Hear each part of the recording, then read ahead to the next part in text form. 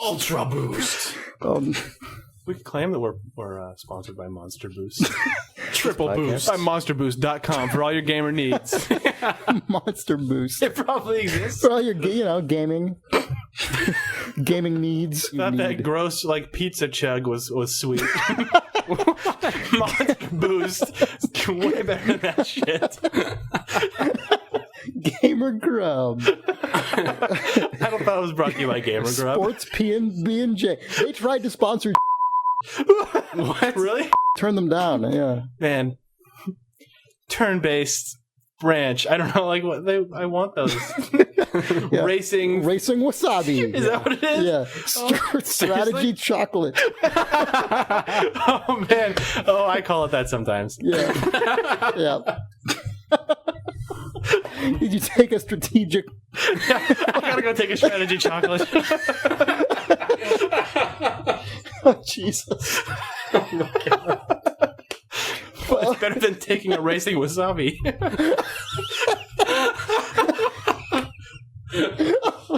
This is the Idle Thumb shitty morning show. Idle Thumbs.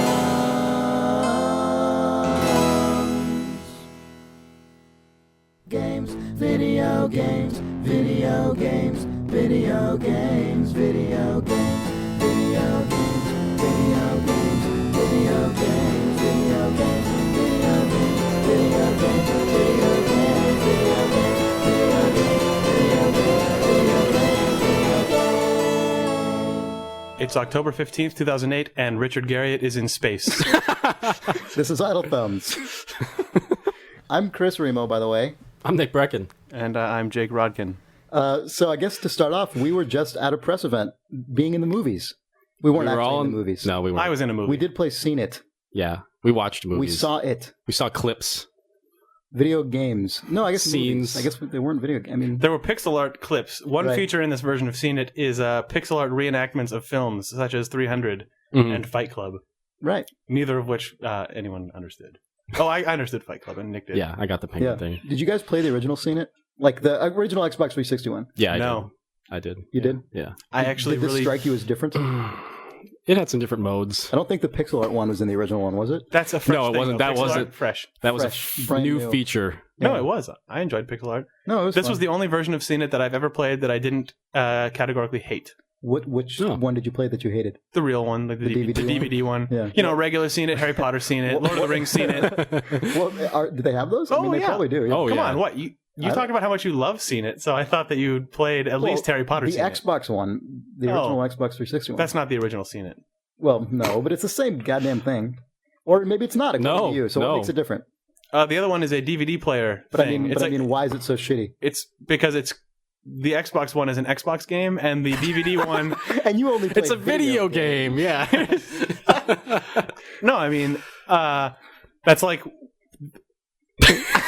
The regular Seen It is just driven through like the DVD menu system. Xbox 360 is like self-evident that it's better. No, I mean, well, okay, a video fanboy. game of any sort, anything that you put any effort to writing for the 360 is going to be inherently more interactive and varied than some sort of interactive experience that you try to write on top of the DVD menu spec, Right, which is what okay. Seen It is. That's Yeah, what I'm saying. So like, Seen It, yeah, like the clock in the other Seen It is clearly just a video track of a clock, and then it just chooses the random variable and Is there like decides. input delay? Because DVD menus are always really Yes. slow. Yeah, it's a DVD. I terrible. mean, it's everything that's wrong about a DVD player, and then you're also watching like a clip from Black Sheep. So Right, well, we got to watch a clip from Tommy Boy. Nutty Professor. no, Black Sheep came up as a poster quiz. Come on, this is important information people at home need to know. Yeah, No, that was Tommy Boy.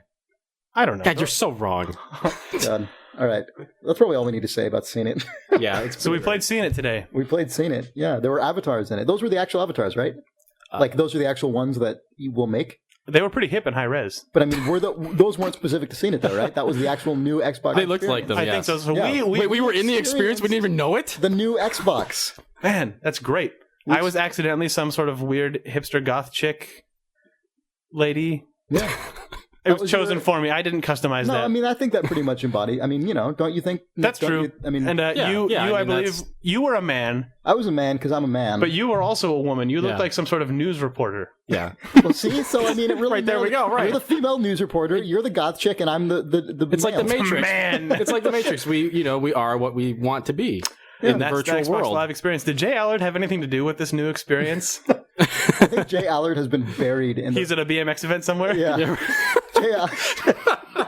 Microsoft no longer has him come into the office. They kind of shoot. He tries to walk into Redmond campus, and they kind of they give him a detour that takes him to a mountain somewhere. Wasn't the Zune a Jay Allard experience? Yeah, I think they buried him in Zune.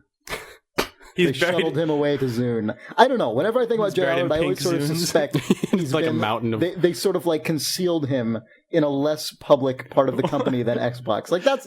I mean, maybe I'm wrong. That's always Like your Engage photo shoot was largely inspired by the Jay Allard style of right. existence. That and that Blockbuster ad. Probably most people listening to this don't know what that is. Oh yeah, go to idlethumbs.net. Well, I'll just put a link to it on the forum in the thread for this. Oh yeah, but was that an internet made up thing, or was that an actual Peter Moore quote where someone at like a sort of post-launch Xbox 360 thing said, "Where's Jay Allard?" And then I think Peter Moore's response was, "Jay's at a BMX event" or something like that. I think you were the one who sent me that, and I don't know if that was something that was made up by Gaff or something awful or something, or if that was an actual Peter Moore quote. I don't remember. I sort of remember that vaguely, but I don't remember the circumstances surrounding it. Or I remember being ecstatic that Peter Moore may have actually. No, he did. You're right. He said, "Well, wasn't that when he broke his leg snowboarding?" Oh, yeah. No, I know what you're talking about now. Yeah. We all know, but we're not saying what it is. No, but wasn't that what it was? He broke his leg snowboarding, Yeah. and Peter Moore covered for him, Oh, okay. Yeah. or possibly bullshitted that to make him seem more extreme than he is. Wait, so he broke his leg snowboarding, and then Peter Moore said that he was at a BMX event? But Jay Allard is so awesome. Snow. Oh, we should move on. This is pretty good, though. Yeah.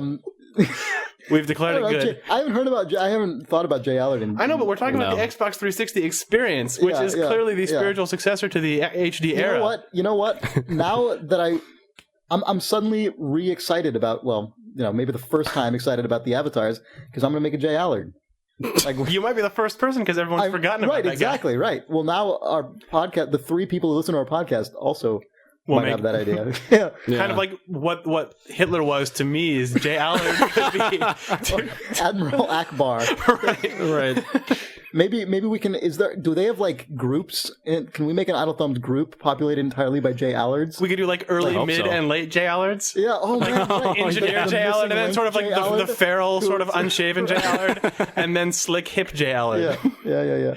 Oh man, I would love that. I would also. I miss that guy. I do too. If anyone knows Jay Allard, we would love to have him on the podcast. If you've heard from Jay Allard, Yes. Please have him email Contact the authorities. at idlethumbs.net with his questions. with his questions. Yeah. Oh man, what a coup that would be if we could get fucking Jay Allard on the show. Jesus Christ. That would be good. We leave the 4th microphone Right. empty. We leave one chair empty. There should be a little card in front of it that says reserved for Jay Allard. In more pressing news, I guess, BlizzCon happened. Nick was there. Yeah. What did you think about BlizzCon? It was amazing. Yeah. Was it really? Yeah, I played Diablo 3 and StarCraft II like all day on Saturday. I was going to say, that was like your whole day. Yeah, it was pretty great. Did you win? Diablo's looking good. Did you win? Did you get the power up and win the game? Yeah, I know I did. I know I got to the end like several times. It was pretty awesome. God, that's badass. Yeah. Sounds like I beat this the game. episodic thing is really fucking the gamers here if you get through it that quickly. Yeah. It's just fucking them over, man. Man, did you guys? No, I can't really get excited about that. No, yeah, I know what you're about to bring up, the StarCraft 2 bullshit, right? Oh, sorry. I was going to say, do you guys think that the news from BlizzCon... I mean, well, maybe this is just because I like Diablo so goddamn much, but did you guys feel that the news from BlizzCon was almost bigger than the news from TGS this year? Oh, I guess it depends on what you're excited about. Right. I guess if you're... I mean, if you like Blizzard games, obviously. This is you and Diablo 3, so obviously... Okay. Yeah. Okay, like, see, no, that's fair enough. Except that when we were at that press event today, every single person, every journalist that I know who I ran into who was at TGS said TGS wasn't that exciting. no, it wasn't at all. But I mean, I was watching the news come in. Mad World might be censored for the territories. So that's... Well, they did announce No More Heroes too, which is badass. That made me pretty excited. And there was the Halo 3 Did you guys play that game, so... No More Heroes? I played part of it. Yeah, and I it was did, awesome. yeah. Man, I love that game. I thought it was really pretty awesome. great. Yes. You were going to talk about your BlizzCon experience. Oh, yeah. We only spent 10 seconds on that, so let's... Yeah, we should go back to that. Talk. Diablo's looking awesome. Like, the thing about Diablo 3 is that a lot of people, they do the Blizzard thing where they see the game, they go, "Oh, it's just it's still Diablo, huh?" Right. What's the big the shit that they revealed? Why didn't they make a different game that wasn't? I don't understand why they call Diablo if they're just going to make more Diablo. They should call it Diablo and make a different game. Yeah. Right? No. Dune 2.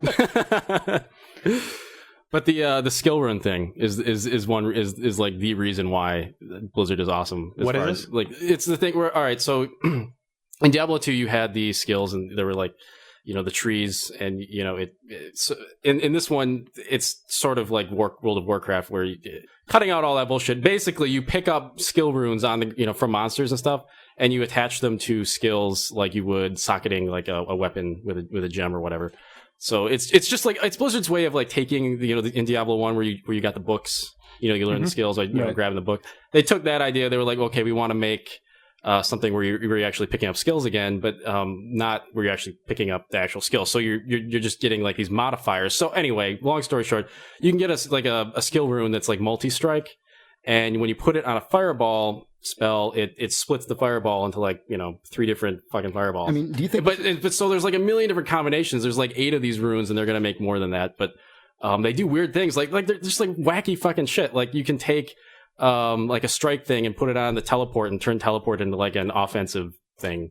You can like warp in on guys and like kill them. Do you think this is going to turn into the same problem that presumably they're trying to fix, which is that you ended up having these golden builds where it was like it's almost inefficient not to do this exact build because otherwise your synergies aren't perfect and your skills. Well, there are no synergies, but yeah, I know. Well, no, but I'm saying, but the equivalent of that of like better farm until you get this rune because otherwise this skill only does 20% of the damage it could, Yeah, that was my question, because if this sounds like just like an enormous amount of balancing that they would have to do it to seems keep crazy to me. Yeah, and I don't even know what they're going to do because they announced the wizard class and I was playing around with that, but yeah. Not as much disappointment as they expected there to be, I don't think.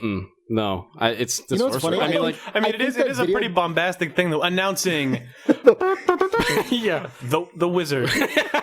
But this is what I think happened with the wizard. I think there were like 4 layers of double take that went on with the wizard because they said that, right? Everyone's like, "Oh God, what are they going to announce next? The fucking hamster trainer? Like what?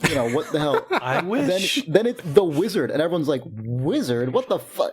We had sorceress be like wizard. That's bullshit. And then everyone's like, "Wait a second! I've just been playing video games for 20 years, expecting everything to be called the fucking Fire Mage of Xanthor and all this shit. Like, really, it's just a goddamn wizard. So I guess it's not so bad. Like, I think everyone went through like 3 levels of." I had a lot of emotional turmoil, yeah. But I mean, I went through that in the space of about half a second. Seriously, I did. Okay. When they announced it, I'm like, wizard, that's stupid. Yeah. And I'm like, wait a second, why is that stupid? He casts spells. He's a wizard. Of course he's a wizard. Yeah. I haven't actually looked at this. I got the press release announcing the wizard, and I said, hey, the wizard. Sweet, there's a wizard. A press release that said announcing the wizard? Can we post that on our site? It did not literally say announcing the wizard. But I saw that and said, oh, sweet, there's a wizard. And then my first question, sadly, was, does he have a sweet hat with stars and moon on it? Well, I'm sure you'll be able to find one. I'd be really surprised if you couldn't. You can get little magic orbs and things. You know? I like stuff like that. Stars and moon on it's got to be stars and moons. I like the idea of Blizzard just saying, look, you fucking dorks, why are we pretending it's not just a fucking wizard? Like, it's a wizard. He's got a wizard hat. And I want them to do that. I think that'd be. It doesn't entirely fit Diablo, I guess, but I'm sure you could design a wizard that fit into that mold. You can make the most fantastic wizard in the world. Right. A fabulous wizard. I would like that to happen, along with the rainbows that are already in that game. Right? So you could basically make an amazing snow globe out of Diablo 3. You'd think, based on the feedback, that's not too many steps away. That's fine. Yeah. Okay, so Diablo 3 I think is going to be rad, right? Yeah, right. And then the other big news was the StarCraft II split. Now this, to the trilogy. I think there's definitely discussion to something to talk about here. Yeah. It actually doesn't bother me at all. It doesn't bother me at all a few either. days ago.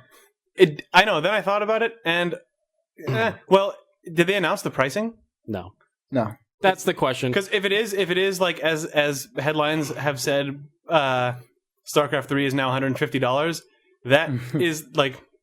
That's kind of the bane of the episodic model, is thinking that you can pull that shit. Blizzard might be able to, because they're not going to. They said think of it as it's StarCraft Standalone 1, expansion. and then there's 2 expansion packs that sort of work on their own. Yeah. Which isn't so bad, because they usually release 1, so now they're going to release The problem that they're running into, I mean, I was talking to Blizzard PR about this, and he was sort of, expressing frustration because, they haven't released those in-game cinematic trailers that they're showing to at BlizzCon and stuff, like the single player portion of the game. Like, I don't even think there's a single trailer out there where you can actually see what they're doing.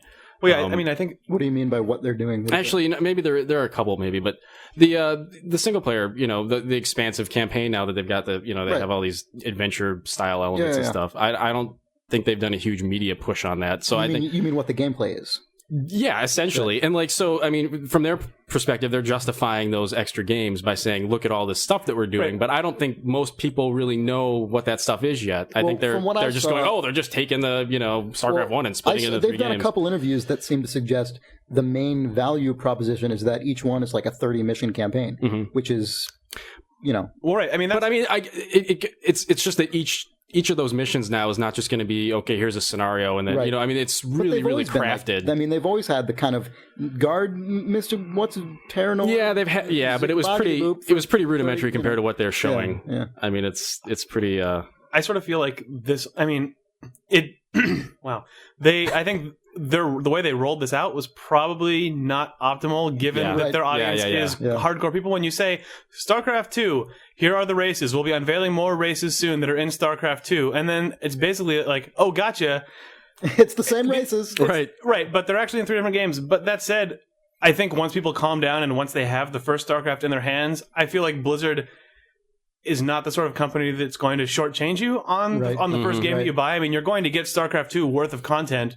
All of the races will be in there. You won't play them all in the single-player campaign. Some people will not be excited about that because you could in StarCraft 1, obviously. Right. But I think once we're in the midst of what's going on with StarCraft 2, it's going to be a non-issue. Well, do you guys think that... I think, Jake, when you said they didn't roll it out the optimal way, I think it was... I mean, I don't know if you had this in mind, but they really didn't roll it out the optimal way because all 3 of their games had an announcement like this. So you had StarCraft 3, which announced the 3-part thing. Right. You had Diablo, where they said we might be charging for elements of BattleNet. And then you had World of Warcraft, where they said we might be charging for character customization, or we probably will be. So I think the fact that those all hit within a 24-hour period, I think understandably a lot of gamers see that and they're like, okay, maybe individually none of these is a grievous, slight against the gaming populace, but all of a sudden it's like, we're going to be charging for this, maybe we'll charge for this, maybe we'll turn this into 3 games. On the other hand, that aspect of it, I actually hadn't thought about that. Now it's all out in the open, so all of those things are going to cool down in the gaming community at the exact same rate.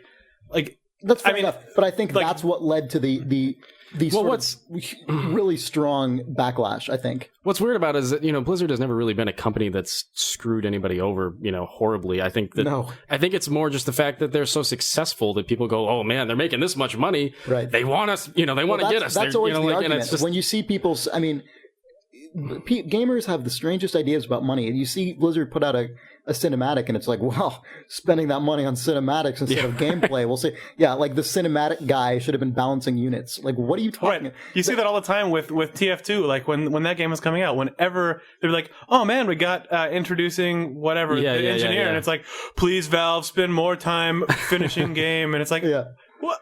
I guess the guy mixing the sound on that trailer should have been programming extra, get that freaking trumpet guy in there to finish. It's the same with Fallout 3. All the Subway advertising they're doing. It's like, man, Bethesda blowing all this money on marketing. Why aren't you putting that into making more quests?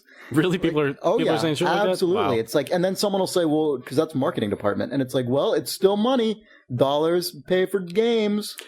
So I guess they do. That's very true. But I think that, as we talked about last week, Fallout 3, that game is like predestined to be the shit.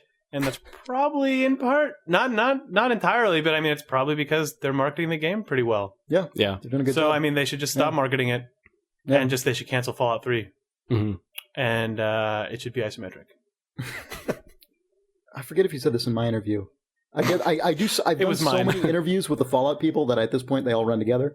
Someone did an interview, possibly me, probably not, with either Pete Hines or Todd Howard. There was an interview on the internet. Seriously, I've done so many interviews with these people.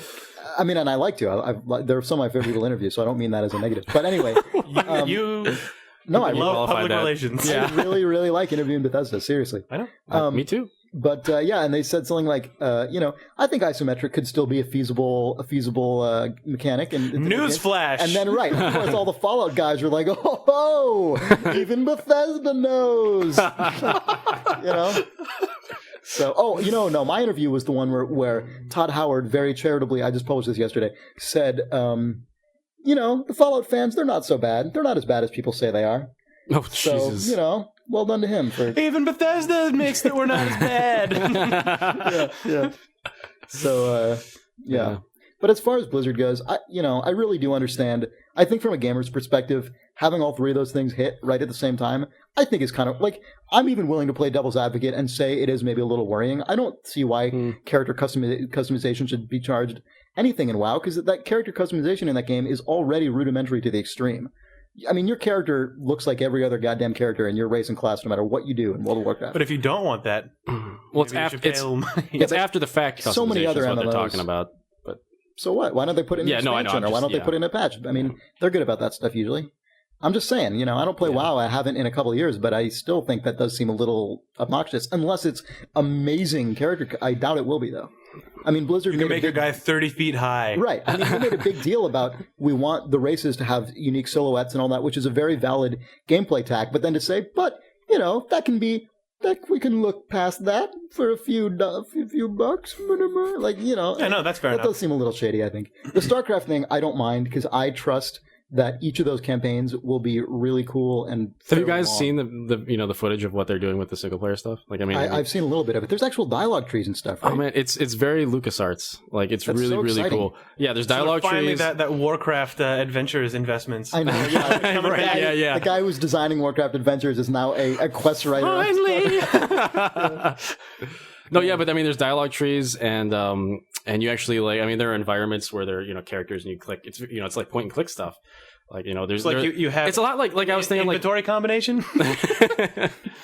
But no, I was thinking about like Stim packs combined with shield upgrade. yeah. Then you can sort of rope open the vent and Yeah. let that other guy in. But That's another guy. yeah. StarCraft. No, but it looks cool. I'm looking forward to it. And then, Diablo is going to be awesome, I suspect, no matter what. I like that the wizard, and this could have been just for the... Jake is smirking at me already just because I said wizard. You said wizard. Let's just make a shirt that says the wizard is wizard.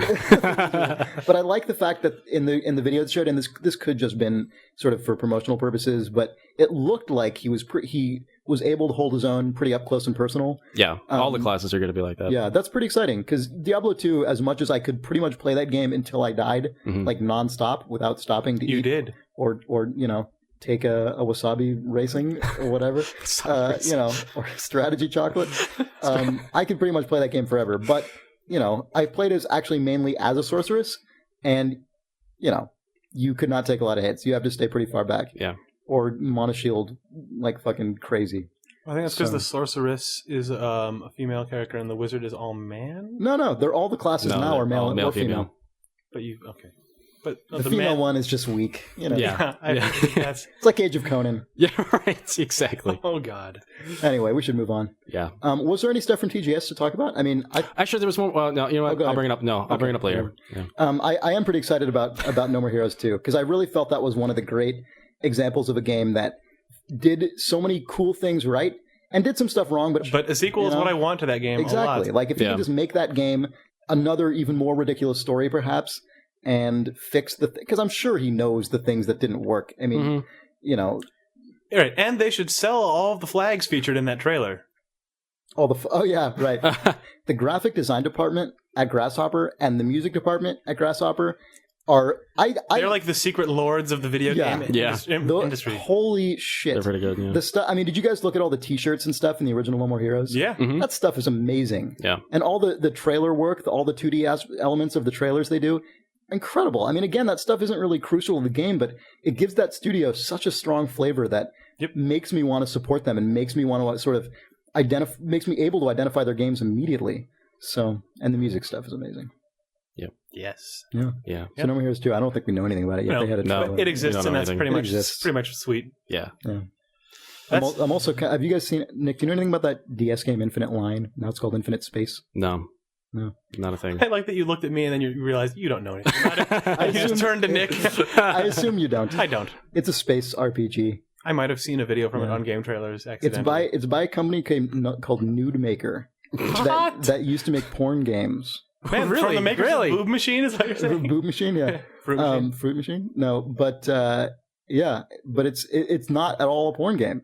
Like it's an actual sort of It's the breaking sci-fi. out of the shell. Yeah, I mean, it's inspired by Arthur C. Clarke and sort of the old school sci-fi. I mean, it almost looks like sort of Mass Effect like, but with more Japanese character design to it.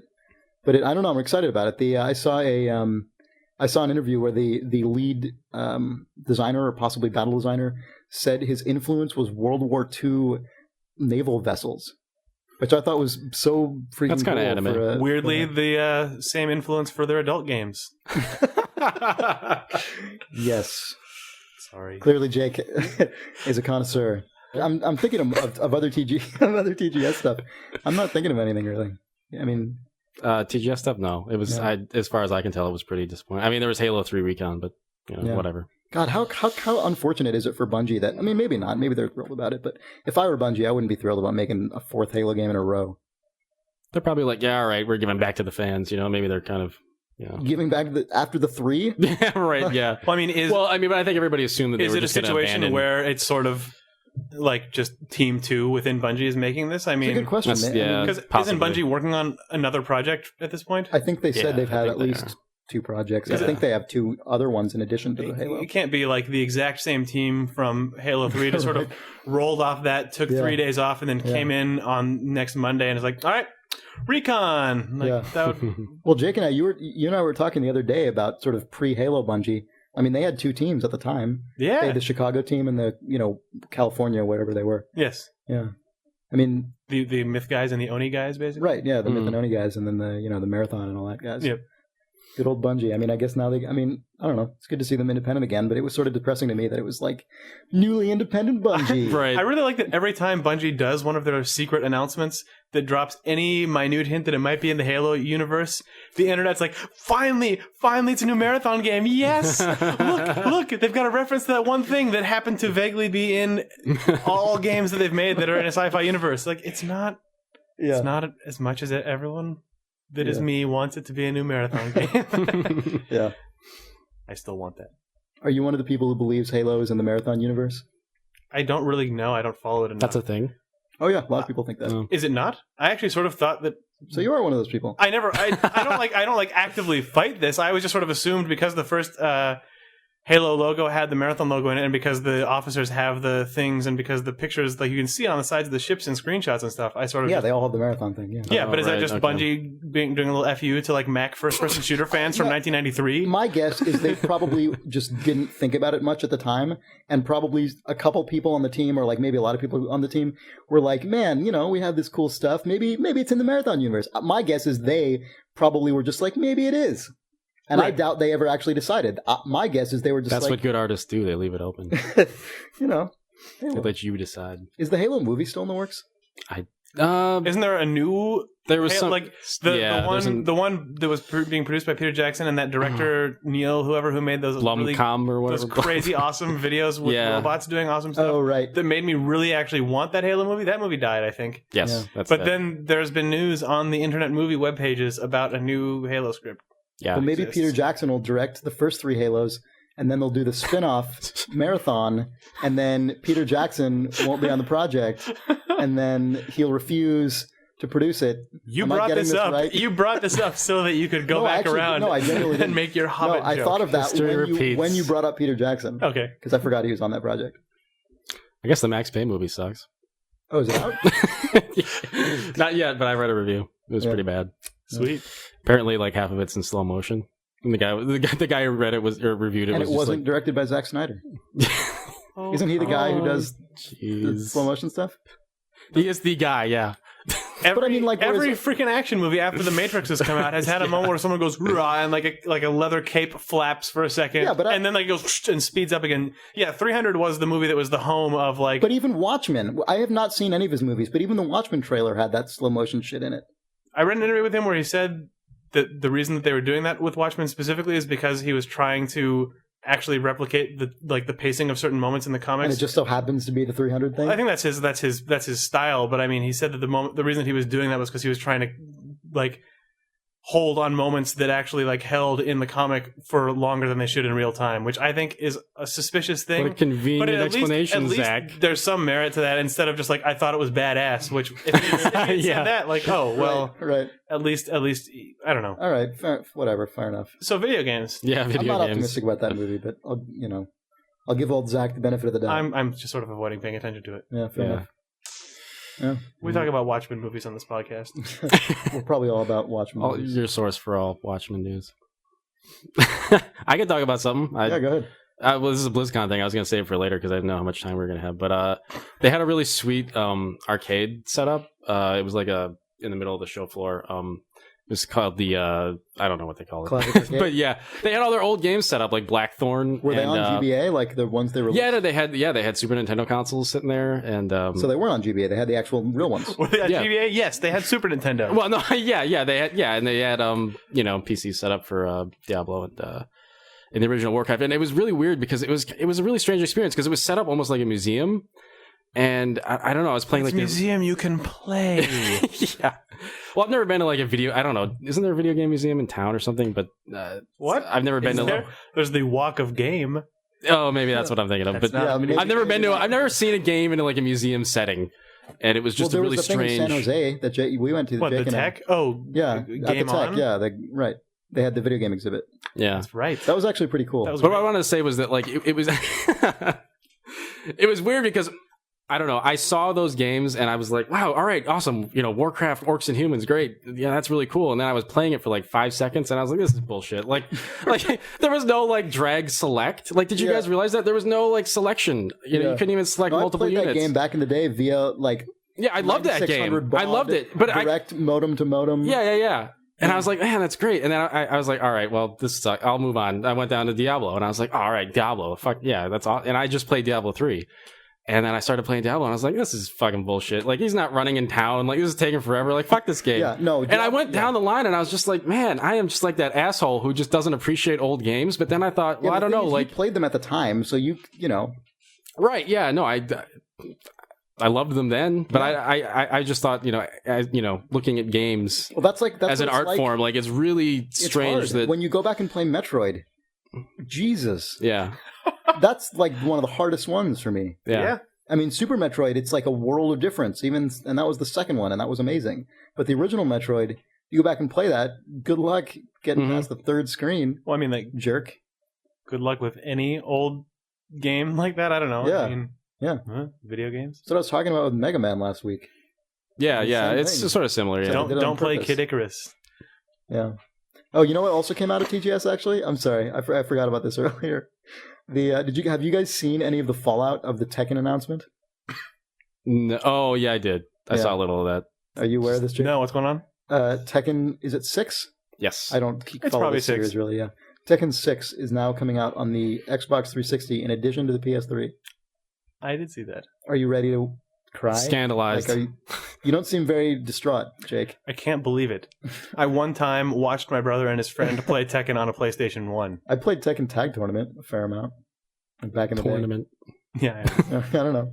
I don't know. Yeah, no, but all of us here, they're making a Tekken movie. Huge classic fighter fans in this room are all scandalized, ripped asunder by the Tekken non-exclusivity news. I'm going to need a moment. Could we have a moment of silence for Tekken? Thank you. If you love Tekken and hate this, please write to question@adulthomes.net. Yeah. If you actually observed that moment of silence, we will delete your email or read it. We could read it. I wrote a song too. You haven't heard this, have you, Nick? No, I haven't heard it. I'm pretty excited. There was a thread on some blog or another that was just, as soon as this news came out, it was just infested with dozens of people who were just full-on caps lock, internet rage, self-important, crazy times about Tekken no longer being a PlayStation, platform exclusive. And That's always the best thing, when it's not that they don't get the game. It's the fact that it's on some other console Also, than theirs. somebody else gets it. More people get to play this game they apparently love so much. Mm-hmm. It's like when your little brother, gets a toy that you have too, and then you hit him or something like that. Exactly. It's like you hit him, you break it, you punch him in the face. Yep, on the internet. Yeah. So I wrote a song about that. I'm going to go play it, and we're going to take a break. For years and years and years and years,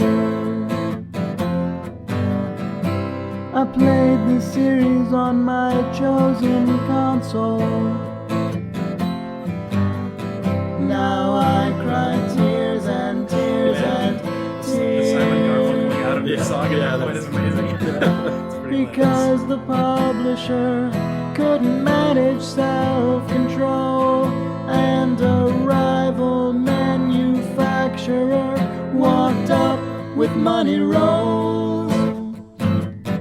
Oh, why didn't they conduct an online poll on the forum where I post? Oh, this hurts the most.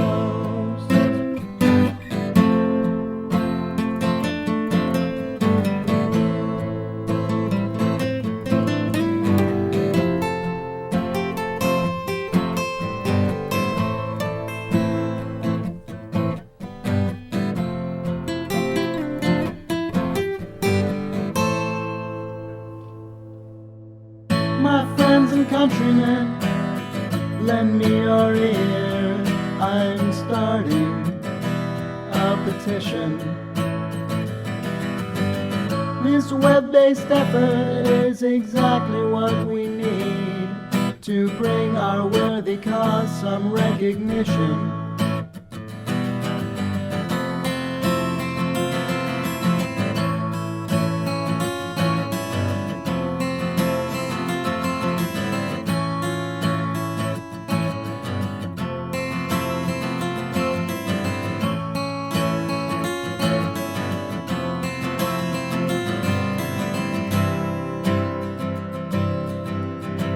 Write a song this long for every single one so we can take a break this long. Why don't they understand our reasonable demands? What importance is the fiscal take when integrity's at stake? They don't care about the gamer. No, they're just a bunch of lamers. Take this as a warning, I won't buy your games anymore. I'll walk right past your boxes during my daily trips to the GameStop store. This aggression will not stand. No, you've lost your biggest fan. I've had enough of it. I've had enough of this platform changing bullshit. This bottom line mentality, this money grubbing triviality. If the worthless sons of bitches who own the other system can play this game, then what's the point at all in warring for my console? If this is what it takes, I'll take the fall.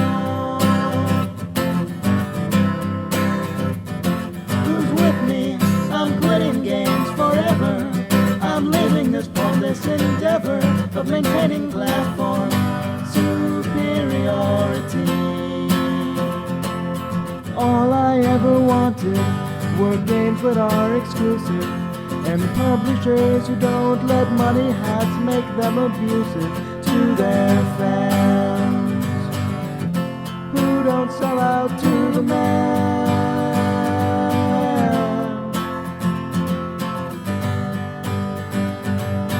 Now I've dried my tears, and now I'm out of here.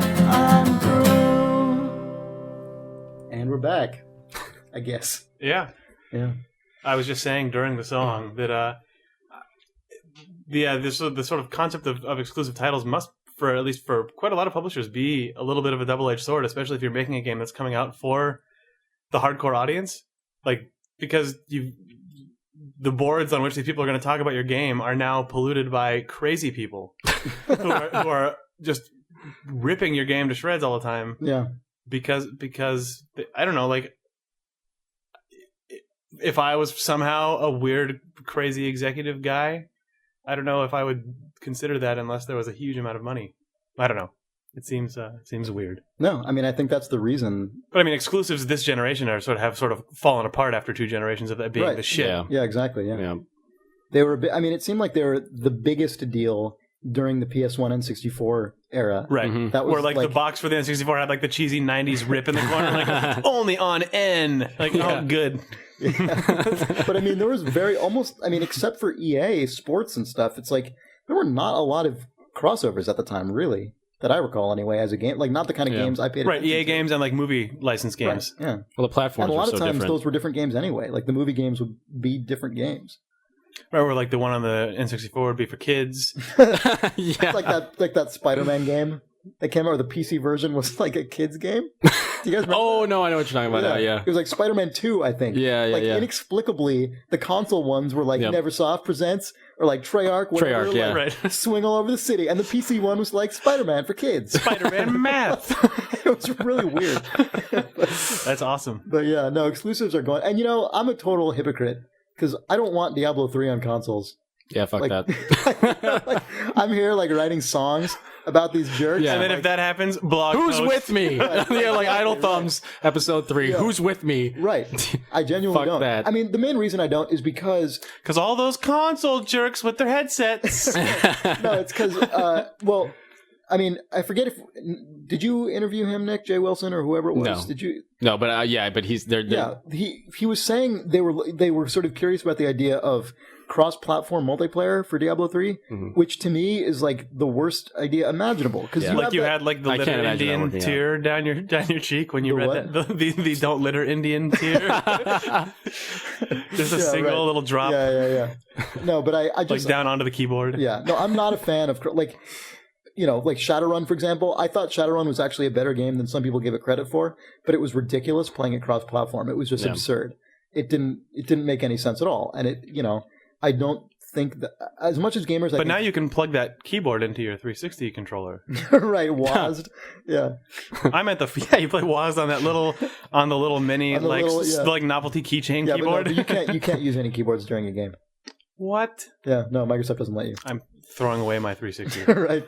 Yeah, but I don't know. I think the idea of multi-platform multiplayer is something that a lot of gamers think they want, but no one really actually cares that much. Like maybe if you happen to have friends who have different platforms for that one particular game, it'd be nice.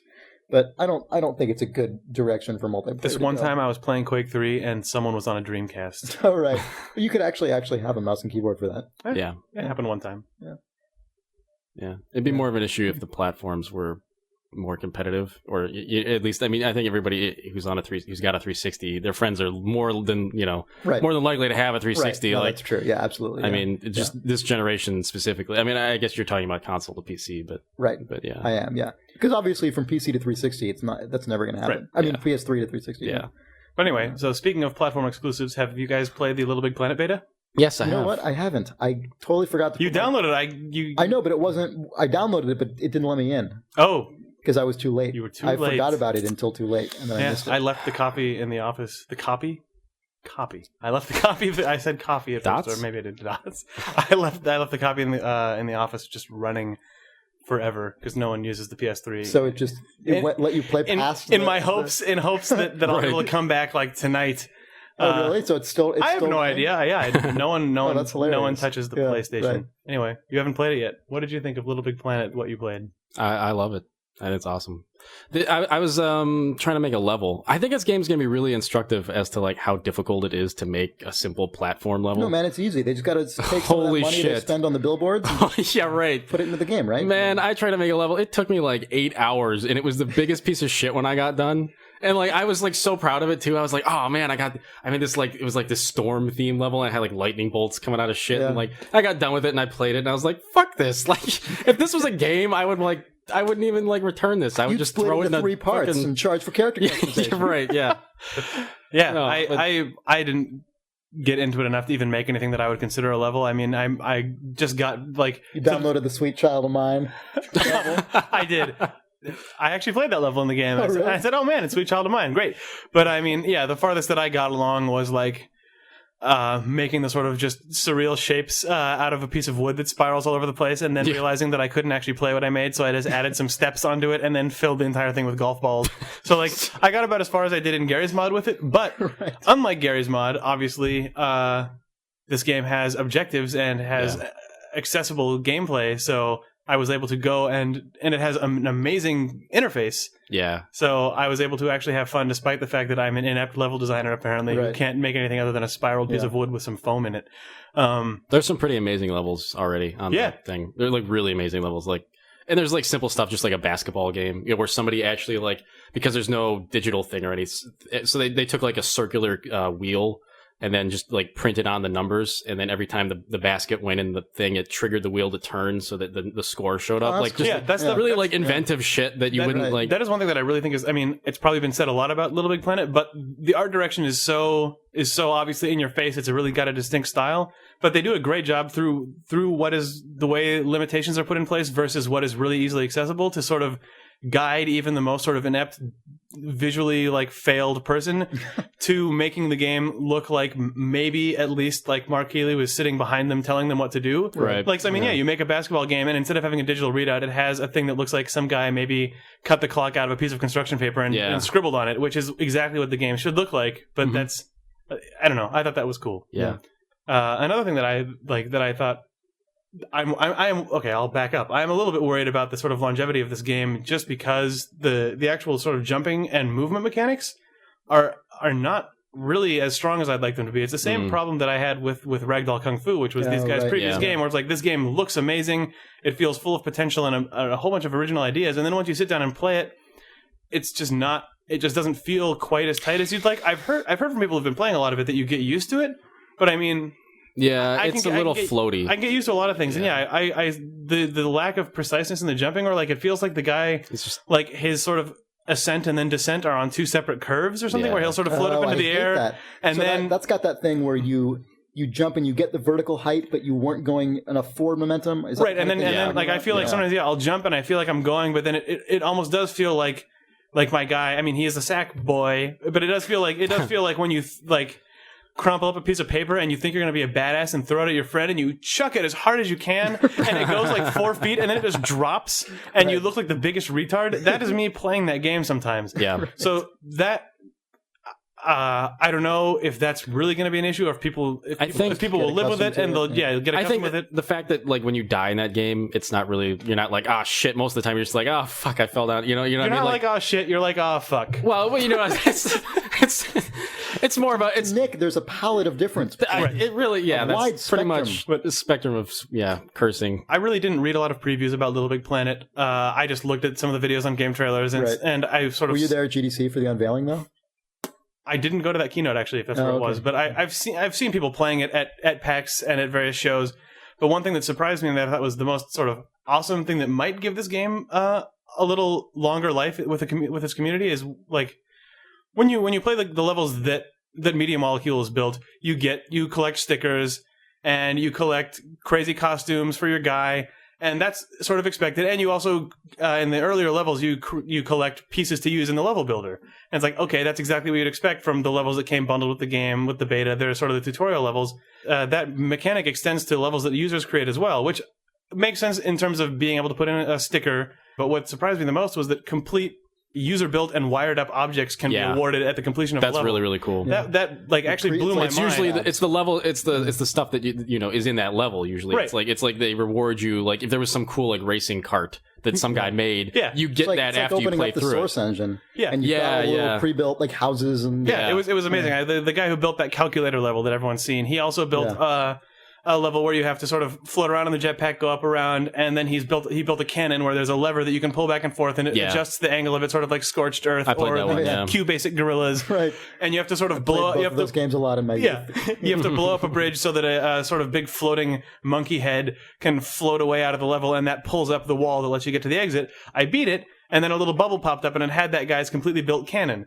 And that's cool because now I can obviously go into the level editor and I can just, also reverse engineer it and kind of... Right, you can pick it apart and blow it up, or you can just drop it in. But what's nice about this is that the community, like the sort of core community of people who make LittleBigPlanet awesome, are now able to just directly build off of each other's work over however many months this community stays alive. So that if we, like, LittleBigPlanet has the potential because of this mechanic, I think, that if you look at the game in a year, the sort of crazy shit that people are putting together in their levels, like if we've already seen a guy can build, just using the engine, he can build a full binary calculator, and you can build a cannon, and you can build a car. So, like, I'm sure people will get more efficient at figuring out how to do these more compactly, like actual technology, and then you'll be able to just drop in. Yeah. You won't have to reinvent the wheel. Right. And I'm hoping that this extends to gameplay mechanics as well, like the basketball hoop that keeps score, or like just the you must put 3 items in this to unlock this gate mechanic. I mean, I feel like we're going to get core devices that allow for slightly more robust gameplay over time, entirely built by the community, and I think that's cool. And that also might ameliorate kind of that thing you get in games like this often, where the more you go, you kind of exponentially or even like logarithmically reveal the gap in dedication, sort of skill and effort. Yeah. Between, you get to the point where, like you mentioned with Gary's mod, it's like, I'll go into Gary's mod or you'll go into Gary's mod, and it's like, sweet, I can sort of make Gordon Freeman look stupid, or I can bounce a ball around, and then you go and you look at this guy who's rigged up like I built Voltron, like full animations based on invisible levers, and it's like, Jesus, like what? You've made a film. Right. What is this? Yeah. And but yeah, the fact that in LittleBigPlanet that guy could potentially, if he had a sort of engineering type mind to how he'd put that together, he could release a little kit that you could drop into your level. That's super cool. That's actually maybe the first time a game like this has had that. It's sort of what I've always, like, I remember reading, like, when I guess, like, the era when Star Wars Galaxies was potentially going to be the shit in the world of MMOs, like when that was announced. And I remember them saying, like, oh, I had never really played an MMO or given a crap about any of them, but I read the thing that said, like, you could be a hairdresser or you could be a dancer or whatever. And it's like, wow, that seems really cool. Like, just the notion of being able to craft something in one of those games has always struck me as a really cool concept. But really what that means is you just collect a bunch of icons. One of the things that when I had read previews of early MMOs, one of the things that I was drawn to was like, wow, this is actually a sort of persistent community. And they kept pitching it as being sort of creative, but what that actually meant was that you were role-playing being creative. Whereas this game is I mean, you can actually there's not an actual persistent world, but it is an always-on unified server. Second Life, but not. I was about to bring up Second Life. Yeah, it's because that is the creative. Fewer penises. Unlike Second Life and unlike Gary's mod, fewer is the key word there. I don't know. I mean, like this game also sort of keeps coming up vaguely in conversation with Spore, because obviously Spore you make stuff, and in this game you make stuff. Well, there are a lot of games that are kind of does more of that than some games, in that at least your stuff in Spore is seeded into other people's games. Right. Obviously, I don't think you can reverse engineer it in the same way. At least I haven't found a way to do that. But just the thing that I like about LittleBigPlanet, independent of most other like Second Life or Gary's mod or Spore where you make stuff.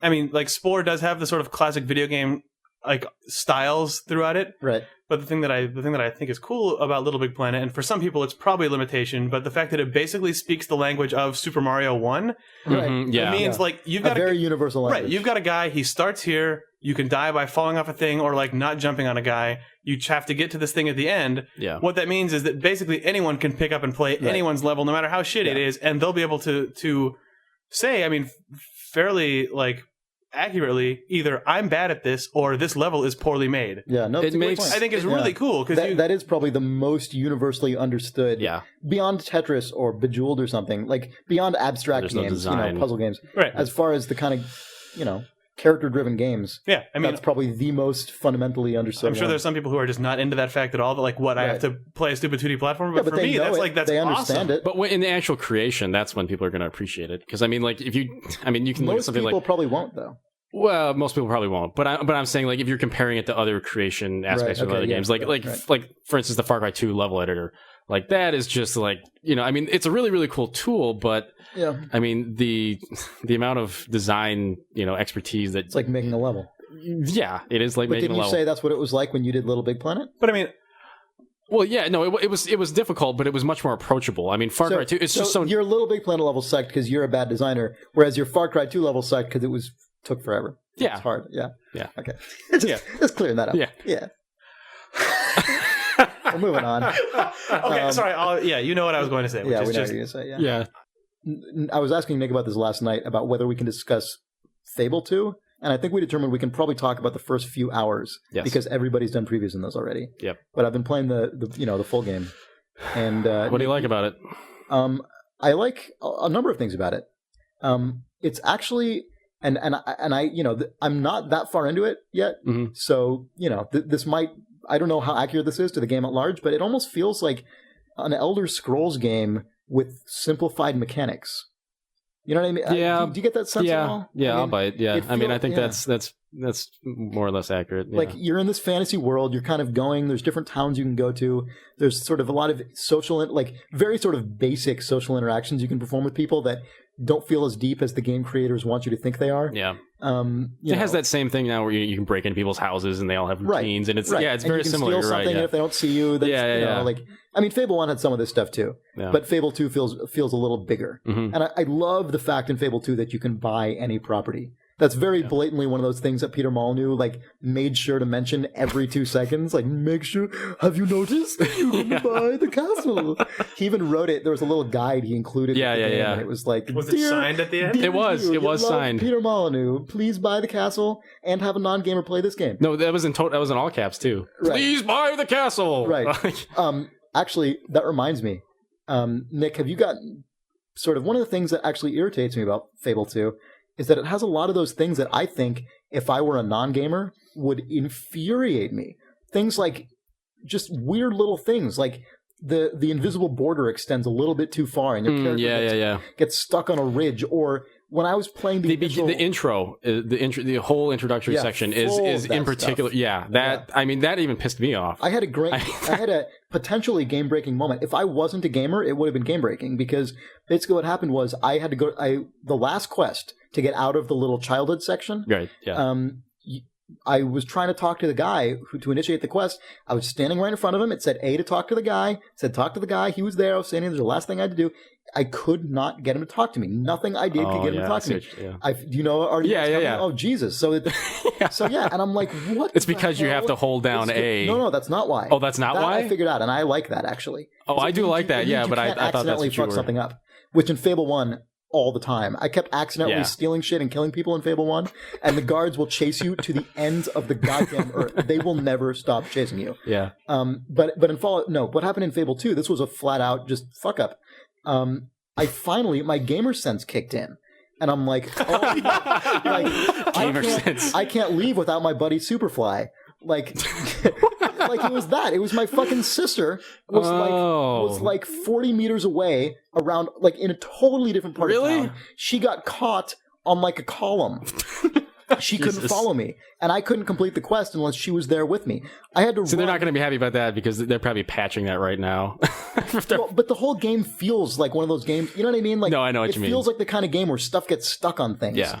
My character's constantly running into weird invisible ledges and stuff. So I had to go back. Hope that's a giant bomb, game database type.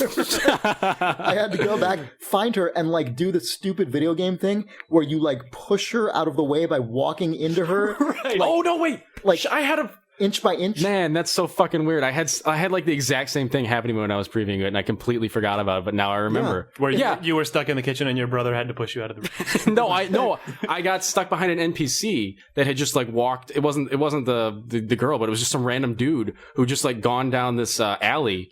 And then hello, guy. A little awkward. Stuck here. Would you mind? Hello. Yeah, he was coming down and I was going out, and he just fucking wouldn't get out of the way, and I had to just sort of squeeze past him, and it took me 5 minutes. But if you'd been nice to him earlier in the game, right? Yeah. If I had paid him, if you planted a tree, he couldn't have walked into that alley because it would have splanted my karma would have. And there would have been no town. Yeah. But yeah, and the thing that really got me, I very much had that quote in mind, and I'm like, if I wasn't a gamer, this never ever would have occurred to me. Yeah, it's only because I've been playing video games for 20 years. Back to game crazy with you, and and exactly. I'd be either I'm doing something wrong and I'm too stupid to play this game, or the game is broken. Those would have been the two, I think, logical reactions to have. Right. Mm-hmm. Or this game's just too hard or weird, or the mechanics are strange. Who knows? If I was a gamer, I'd understand why this man won't talk to me. But it's only because I've seen that happen in games. but this was worse than usual. Usually it's like, your guy's 5 feet behind you and he's stuck behind a bush. This was like quite a ways away. Yeah. But anyway, I don't want to just harp on that because I've really been enjoying the game. Mm-hmm. I really like the first Fable, and this feels, too. like an extension of it, which is not surprising, but Yeah, it's a pretty traditional sequel in that sense. But they did open it up, and I can imagine. And you like the jobs. You like I do, yeah. I played the goddamn blacksmith job. That's another thing. I'd have to harp on that shit because I mean that's just fucking ridiculous. I know. I mean, come on. It's like playing like 1993 like Madden. Like doing California the kickoff thing. games, Yeah, it's like just like it's like kicking off like 300 times in a row, and then with a little experience bar. Right. Like it's like reloading in Gears of War again and again. Yeah. That's exactly what it is. Yeah. It's like here. We'll do that for 6 hours. I was actually, I mentioned this to these guys earlier. I was like listening to political news through my computer, like streaming on the web, while just like playing the Blacksmith training. See, I have to admit, I did sort of get into a trance when I was doing it, like at the preview event I was in, and like you do sort of just kind of go, all right. This is the part that non-gamers love. Right. Peter Molyneux probably thinks like, oh my god, they're going to love this. They can learn how to be a blacksmith. They can learn how to be a blacksmith. I mean, that might mean that we'll get like the Fable Arcade minigame pack on XBLA. In addition to the pub games. Yeah. Oh, god, I forgot that already exists. I'm sorry, everyone. No, the pub games are terrible. Yeah. I would rather play Blacksmith than pub games. At least with Blacksmith, you know what you're getting into. It sounds like a boxed retail. Like, it's terrible. I mean, the pub games are idiotic. I want Blacksmith too.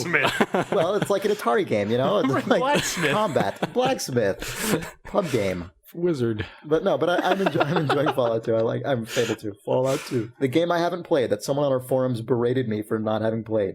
Sorry, Fallout 2? Internet jackass, I didn't play Fallout 2. I'm sorry about that. I played it until I got the game-ending crash. Only one out of the 3 people on this podcast has played the unreleased Fallout 2. There's an unreleased one?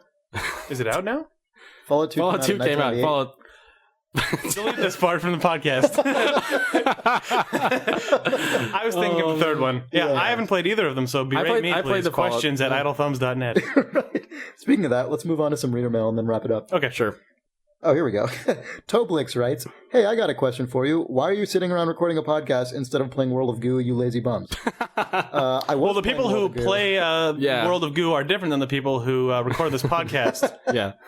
Yeah, no, I played it yesterday. It's really fun. You guys should definitely buy it. It's awesome.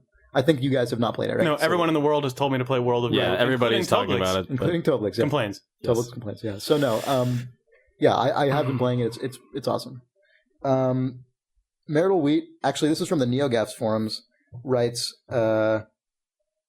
listen last night, you guys had excellent impressions, blah, blah, blah. I'll definitely be checking out next week. Thank you. Tell your friends. Tell NeoGAF. Hopefully, he says, hopefully then you'll be able to talk real smack about Gears 2. Uh-oh. Please convince my brain it's not worth the purchase. I know I won't play the multiplayer, and I'll probably get bored of single player quickly, but I'm still tempted to buy it. Saturate me with not that different from the first it will be, please. This post came from NeoGAF. Yeah. So Nick, we just lost a listener. Nick, are you able to confirm that he shouldn't be buying this game because it's too much like the first one? He should probably buy it. Oh, really? So you think? No, I can talk about the multiplayer very, very briefly, but it's pretty awesome. I mean, I think if you like Gears 1 multiplayer, you should probably buy the next game. He says he probably won't play the multiplayer though. Oh well, fuck him then. I mean, she's screwed. Like, no, the single. I can't talk about the single player, but okay. I mean, it follows in the same vein as the first game. So if you were, if you liked it, you should. Okay. You should. Well, how about in 30 seconds for the people who do like the multiplayer? What makes it? Well, what's cool about the multiplayer is now I mean, there's a lot of co-op shit. So like, if you're not like a big like competitive multiplayer guy, like there's the Horde mode, which is 5-player. Oh, I played co-op. That was fun. Yeah, that's really fun. And then there's another mode where it's just like you take 10 people and you split them into teams of 2. And it's just competitive, like, you got to kill everybody, and the team with the most points wins after so many rounds and stuff. So, I mean, like, there are more like deathmatch. No, it's yeah, but I didn't want to get into it, but everyone, it's 2 versus 2 versus 2 versus 2. Yeah, it's a free for all. Halo has that. I don't play Halo. Yeah, I only play stuff that's fucking badass. Dude. Okay, whatever. Next question. Chainsaws. Pie-eyed posted a comment saying, "This is addressing a point we made last week. I was one of those freaks who played the Elder Scrolls 4 Oblivion for a ridiculously long amount of time. Yeah, but I've always enjoyed playing a variety of other games as well. blah, blah, blah. I didn't even care for the combat. I just loved exploring the world, but not the Oblivion gates. I can appreciate that. Doing random quests. That's probably how I would play that game. Yeah, Yeah, that's exactly. how I played it. Yeah. Stumbling upon shrines, ruins, dungeons, all that. On the PC, I had over 120 hours on my save. Then on the 360, an additional 60 in the main game and 40 on the Shivering Isles. Holy shit. So this guy put in a total of 220 hours at least into Oblivion. And he says, Fallout 3 could be another game like that for me. I'm interested in checking it out. But with all the other great games coming out soon, I don't think I'll be able to actually give it my full attention. So, I mean, that's fair enough. Are you guys ever in that? I'm in one of these phases right now where I have so much stuff I could be playing that I get into like gaming paralysis. Yeah. You're just like, yeah. That's kind of my life. Yeah. I've been on I like 6 months. I have the ever-growing guilt pile, which I know you had for a while until you started writing about games full-time a couple years ago. I mean, we used to sort of swap stories of our lame guilt pile of like, these are amazing games that I know I should play. Right. Then a couple years into that, I didn't have time to play games anymore. And then I've kind of now actually been making a bit of an effort. I played Hinterlands. Oh, I want to shout out Hinterlands because this game you can get on Steam. I think it's like $20. Mm-hmm. It's like a really simplistic cross between Diablo and a city building game. It's really simplistic. It's very indie, but it's also, you can tell it was made by a small independent team. Yeah. But it's really fun. You can get through a whole game in a fairly short amount of time. It's a really fun way to kill a couple hours. That sounds great. Yeah, it's worth supporting these guys. It's Tilted Mill, the guys who made SimCity Societies. Whatever your opinions on SimCity Societies, they made Caesar. I don't really care. Like, yeah, they previously they made Caesar, made the Caesar, right? But this game's fun. It's cool. I want to just make sure that you guys know about it. Hinterland. Shameless name dropping. Tycho from Penny Arcade told me about it, and I probably wouldn't have played it otherwise. So it's the kind of game where you probably need to be told it exists. So I'm passing that on. All right. Ninja Style says, my little brother... I thought we were going to talk about Ninja Style. Yeah. Ninja Style says, my little brother games exactly like what you were talking about. He buys maybe one new game every couple of years, but hell, he plays it for months on end. Bastard has a copy of Shogo he must have put 700 hours into easily. Hell, he still plays it whenever he stumbles on the CD. Just hide it around the house and film him. That was like my brother who would watch the Star Wars movies whenever they came up on TV, even though we had them on VHS. Yeah. It was like, you idiot. I guess this isn't really like that. People do that. Yeah. I do that. Like halfway through. It's like, what are you doing? Yeah. We've got the cool one with Darth Vader, half of his head on the box. So anyway, okay. Merrick, our colleague Merrick, just says donks are unacceptable unless it's Jake saying video games followed by a donk. Please make that happen. It will please me so much. Merrick is Dutch. That's probably all we need to say about this message. I could do it, though, if he wants to hear it. Go ahead. Video games. Fuck this. All right, guys. We'll see you next week. So yeah, we need to do this podcast consistently enough that we can try and get booked at PAX to play these songs. That's my goal. I'm saying boost. Boost. Energy boost. Energy. Balls. Balls? A trillion bottles of balls? On the wall. On the walls. What? That's the song for next week.